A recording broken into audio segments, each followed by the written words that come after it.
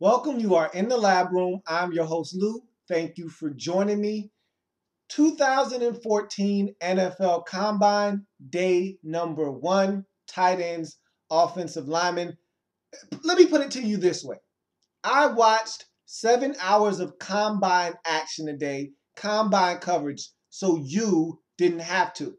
If you did, kudos to you. I congratulate you on watching a lot of nothing. Okay. But it's my duty to bring analysis of this combine to you as we'll have wall-to-wall coverage of the 2014 NFL Scouting Combine here in the lab room. And so I will be breaking down every single day of this combine as well as the whole offseason. You know what this is. You know what I'm here to do, bringing you wall-to-wall coverage, not just the combine, but the National Football League in all of its splendor. So day one of the combine for me, a little disappointing. Not going to lie.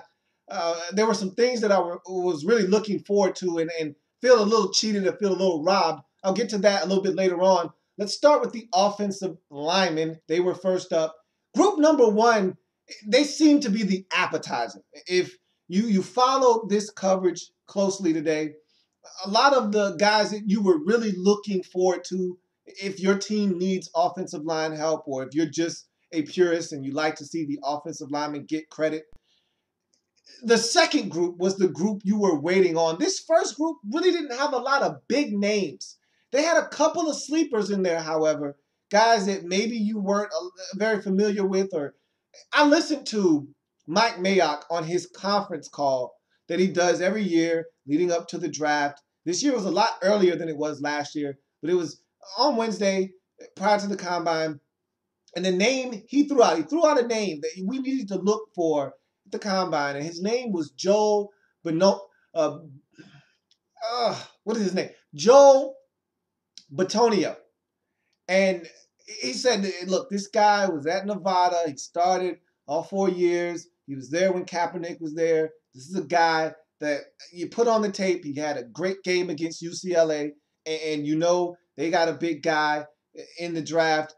Could be potentially a top 10 pick coming into the league. So you look at UCLA tape, he dominated. You look at the Florida State tape, he dominated. And so Joel Batonio looked like a guy that could be someone that climbs up these charts as far as draft pick is concerned. And so I was looking forward to seeing what he was going to bring to the table. Another guy that I was impressed with in this first group was Gabe Ikert. And here's a guy out of Oklahoma. He's a center. I was impressed with his athleticism. I was impressed with his fluidity. He just looked like a natural bender. He had good foot movement. He was sound in his technique.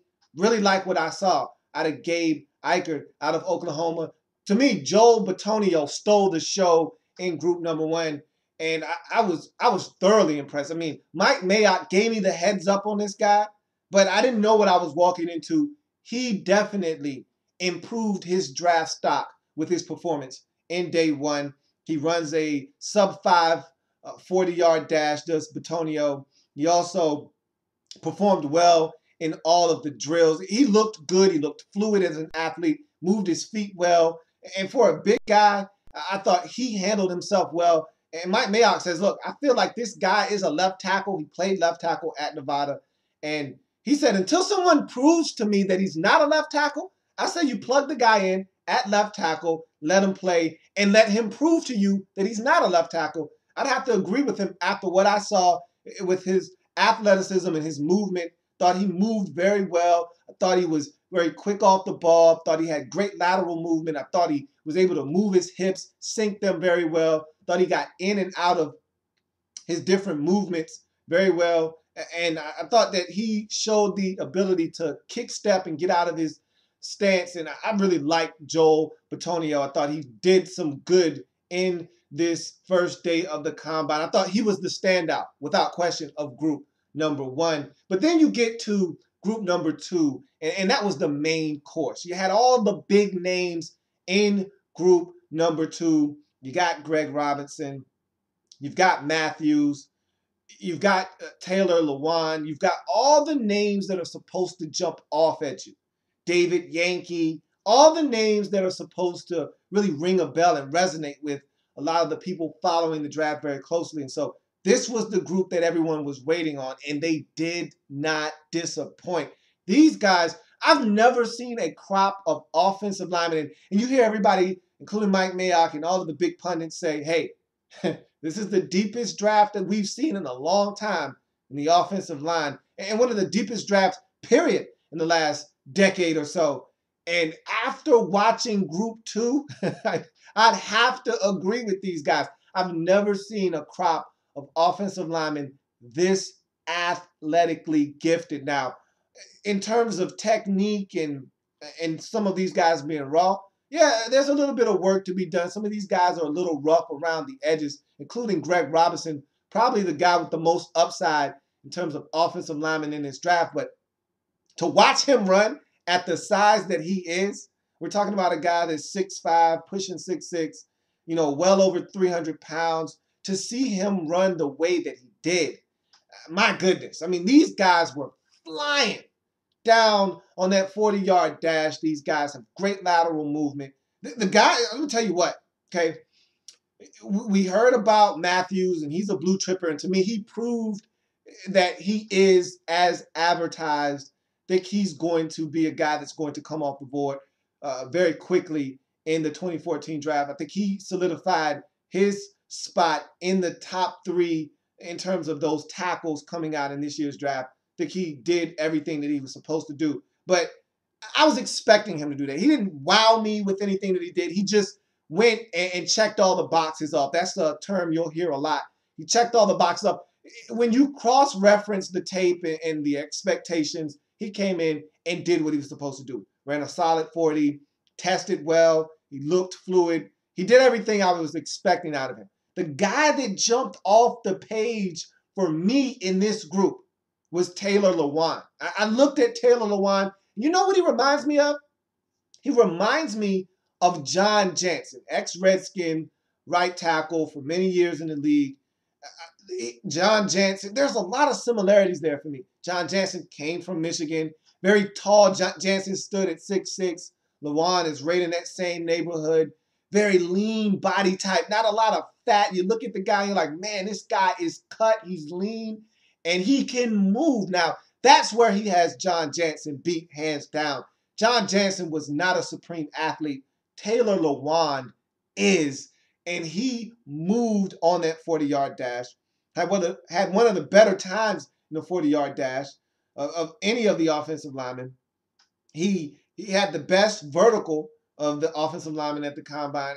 This guy stood out to me like a sore thumb. I mean, athletically, I was blown away by Taylor Lewan. I thought after Joel Bitonio thought that he had the next best day, and to me, you could argue that he had a better day than Joel Bitonio, but Taylor Lewan is supposed to do this.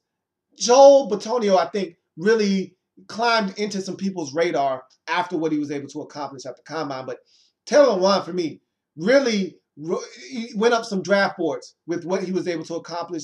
If he has a great pro day, I really like what I saw out of Taylor Lewan in today's combine. Greg Robinson, another guy that you had to be impressed with looking at him in the combine.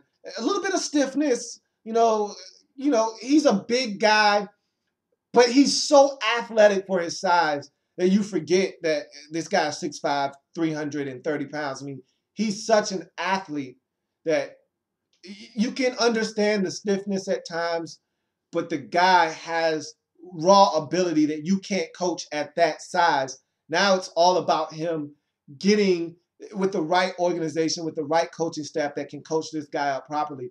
Greg Robinson is definitely going to be a high draft choice, and he went out and proved that he was one of the better tackles in terms of athleticism in this year's crop of offensive linemen. So you look at Group 2, for me, those are your tackles. You're talking guard. I wasn't all that enamored with David Yankee to begin with. And he comes in, he runs a slow 40, but that's not his game. He's not a finesse guy. He's not somebody that, can run in a zone blocking scheme. He's a mauler. He's a downhill blocker. He's a gap guy. I expect him to go somewhere where he fits in, like a Seattle, like a San Francisco, like a Baltimore, where they run downhill and they need maulers in the run game. The guy that stuck out for me at guard that I was ultra impressed with was was the guard out of UCLA. Oh man, his name escapes me. Oh, Xavier Suafulu. And Suafulu really lit it up for me. Okay? Xavier Suafula really did a wonderful job. I was impressed with his athleticism. Again, when you see these guys and how lean they are, how big they are, it's almost frightening to see guys that big, that athletic, doing the things that they're doing. And to me, Xavier Suafulo really stood out, and I was impressed with him as well. So for me, the best guard performance of the day for me was Xavier Suafula and Suafilo, excuse me, Xavier Suafilo.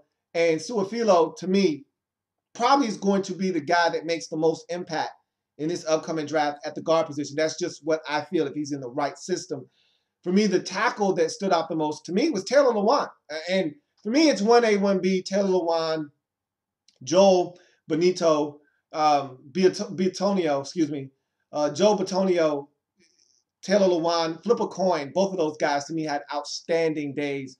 Offensive line in general, I thought they had a wonderful day and showed why everyone is salivating over this class of offensive linemen. Now, you move to the second portion of the day and the tight ends. And this is what I was waiting on. You know, after watching the big nasties run around for about 3 hours, you're ready for some actual skill guys. You're looking for some guys to run around, catch the football, do something. It's nice to just see a football be introduced. I mean, these guys were doing a lot of air blocking, not touching each other, no football involved. And so it was just nice to see that brown thing show back up and have guys running around and actually have some purpose and some meaningful routes and things being ran. And so it was good to see the skill guys get back on the field.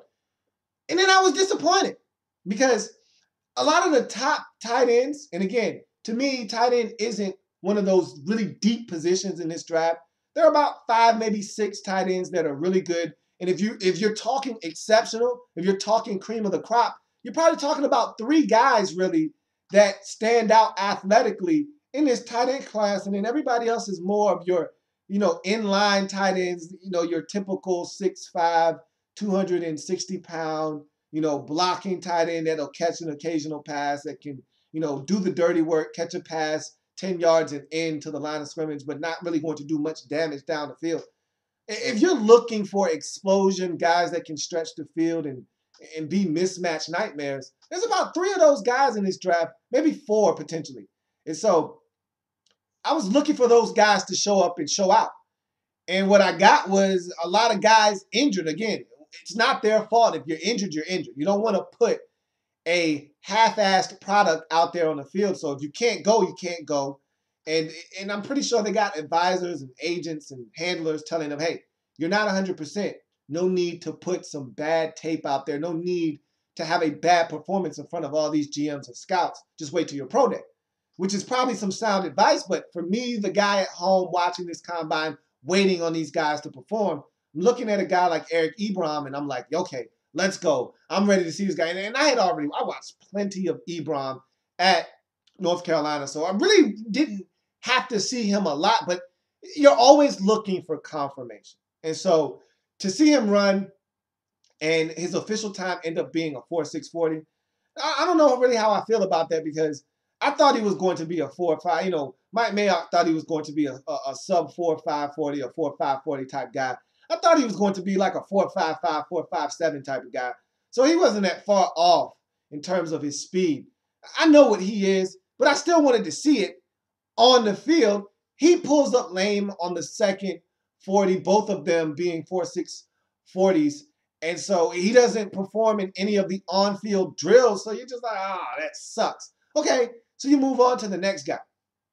And so now you're looking at Lyera from are Oregon. And here's a guy, a lot of off the field issues, a lot of red flags.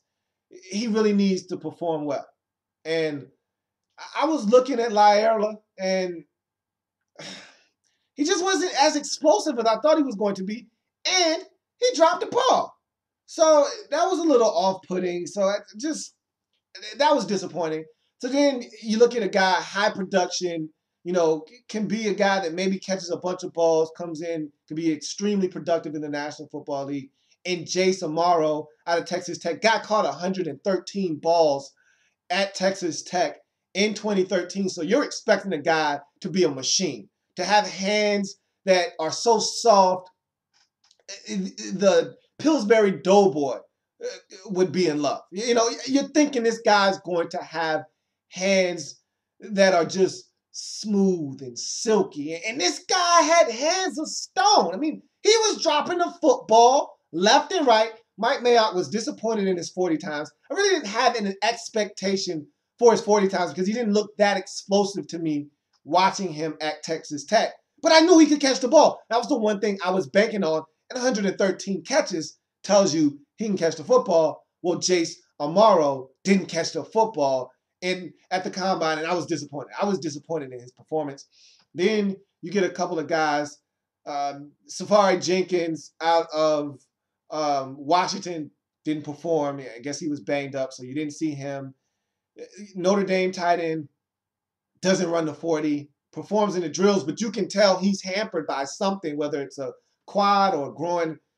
The information was coming down very limited, so really don't know exactly what the extent of his injury was, but you could tell he was hampering, especially when they were running the deeper routes. He was lumbering down the field, and so I just was disappointed in the tight ends. Frankly, I was just disappointed, and so I don't think this was a good representation of what these tight ends can do at the next level, but it's an indication of what these guys might be, and that was a little disappointing. So, you build this thing up and you get excited about the tight ends, and then you get a dud.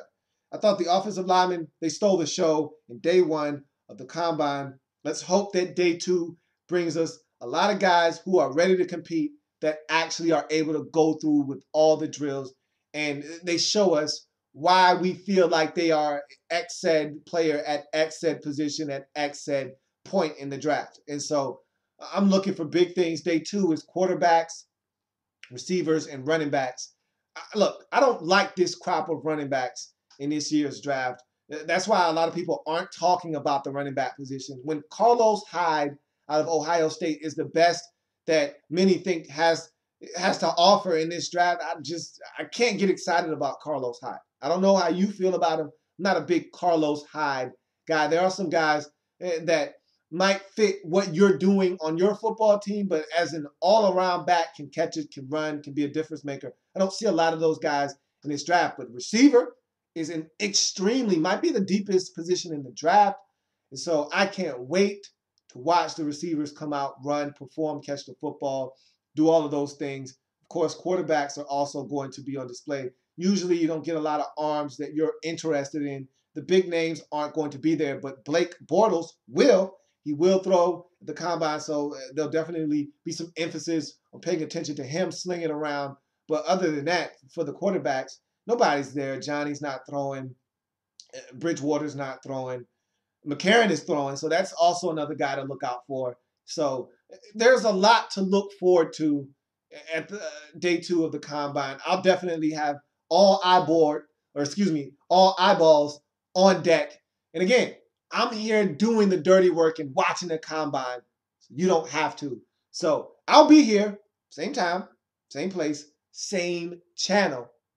Thank you for joining me. That was day one coverage of the 2014 NFL Combine here in the L.A.B. And remember, if it happens in the National Football League, whether big or small, we cover it all here in the L.A.B. Thank you for joining me. Come back tomorrow. I'll have day two of the NFL Scouting Combine broken down just for you. See you then. And remember, I'm doing every single team in the National Football Leagues. Look back at their season last year and looking forward to their forecast for the 2014 off season. So stay tuned for that as well. Thank you for joining me. See you tomorrow. Adios to mañana.